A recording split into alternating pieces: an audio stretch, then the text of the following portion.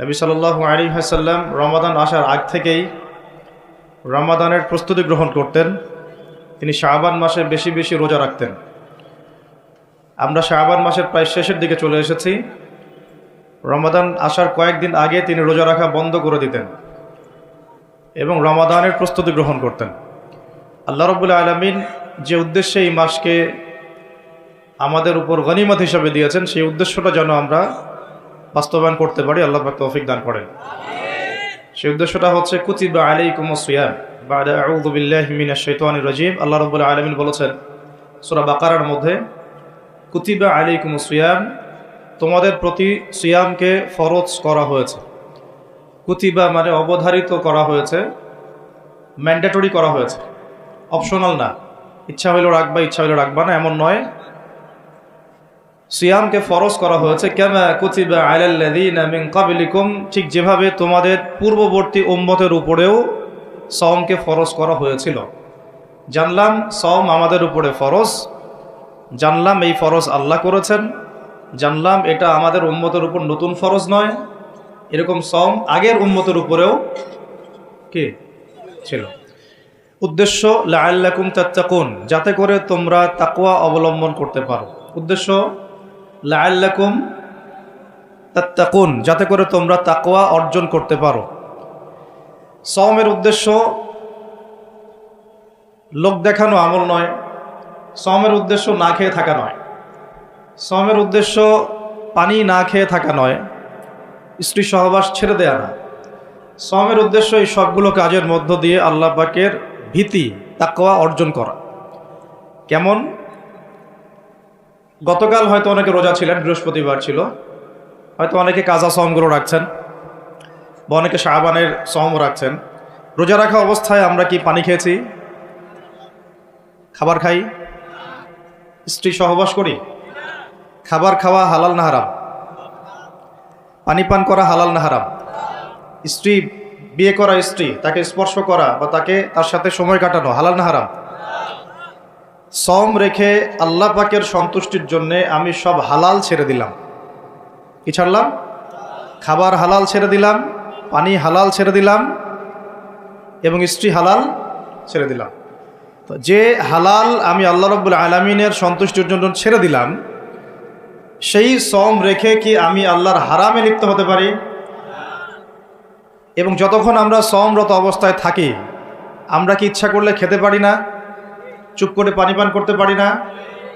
এবং চুপ করে স্ত্রীর সাথে সহবাসও করতে পারি, কেউ দেখার নাই? দেখার আছে? কেন করি না? যে কারণে করি না, ওই কারণটার নাম হলো তাকওয়া। বুঝাতে পারতেছি? যে কারণে করি নাই, সেই কারণটার নাম কি? কেন করি নাই? কারণ আমি উপলব্ধি করেছি আমি খেতে পারবো না, আল্লাহ আমাকে দেখবেন।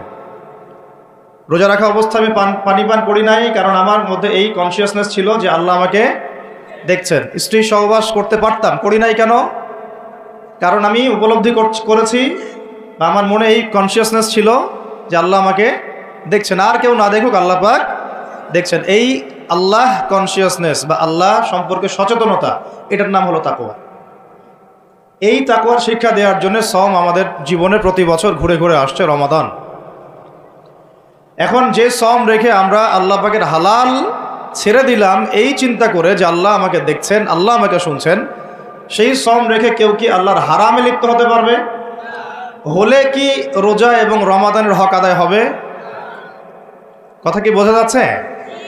তাহলে এই হাদিসটা একটু শুনি। নবী সাল্লাল্লাহু আলাইহি ওয়াসাল্লাম বলেছেন, সেই ব্যক্তির না খেয়ে থাকায় এবং সেই ব্যক্তির পানি পান না করায় আল্লাহ পাকের কিছুই আসা যায় না। যে ব্যক্তি রোজা রেখে মিথ্যা বলা ছাড়তে পারে নাই, অশ্লীলতা ছাড়তে পারে নাই, হারাম ছাড়তে পারে নাই, সেই ব্যক্তির না খেয়ে থাকায়, সেই ব্যক্তির পানি পান না করায়, সেই ব্যক্তি যে স্ত্রী সহবাস করলো না, এগুলোতে আল্লাহ পাকের কিছুই যায় আসে না।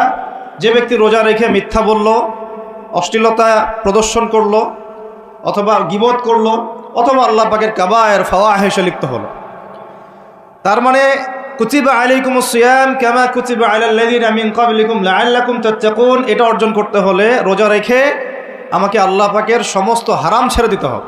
যে হালাল স্ত্রী আমি ছেড়ে দিলাম, সেই রোজা রেখে আমি হারামভাবে কোনো মেয়ের সাথে কথা বলতে পারি?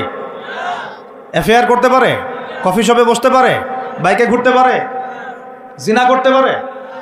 রোজা রাখার অর্থ হচ্ছে আল্লাহর সব হারাম ছেড়ে দেওয়া। এটাই রোজার শিক্ষা, লাআল্লাকুম তাত্তাকুন। আমরা প্রত্যেক বছর এই আয়াতের উপর বয়ান করি, খুতবা হয়, মিম্বর থেকে জুমার খুতবায় এই আলোচনাটা হয়। মূল কথাটা হচ্ছে এই উপলব্ধিটা আনা, আনতা আবুদুল্লাহ কাআন্নাকা তারাহ, তুমি এমনভাবে আল্লাহর ইবাদত করো যেন তুমি আল্লাহকে দেখতে পাচ্ছ। আল্লাহ আমাদের সামনে থাকলে বা আমরা যদি আল্লাহকে দেখতে পারতাম, আমরা কি বেনামাজি থাকতে পারতাম? আমরা কি সুদ খাইতে পারতাম? আমরা কি আল্লাহ পাককে যদি দেখতাম বেনামাজি থাকতে পারতাম? ঘুষখোর হইতে পারতাম? দুর্নীতিবাজ হইতে পারতাম? মানুষের হক নষ্ট করতে পারতাম? আল্লাহ নবীজি বলছেন আনতা আবুদুল্লাহ কাআন্নাকা তারাহ, তুমি এমনভাবে আল্লাহর ইবাদত করো যেন তুমি আল্লাহকে দেখছো। সুবহানাল্লাহ।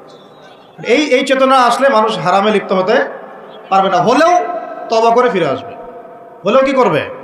সাথে সাথে তওবা করে ফিরে আসবে।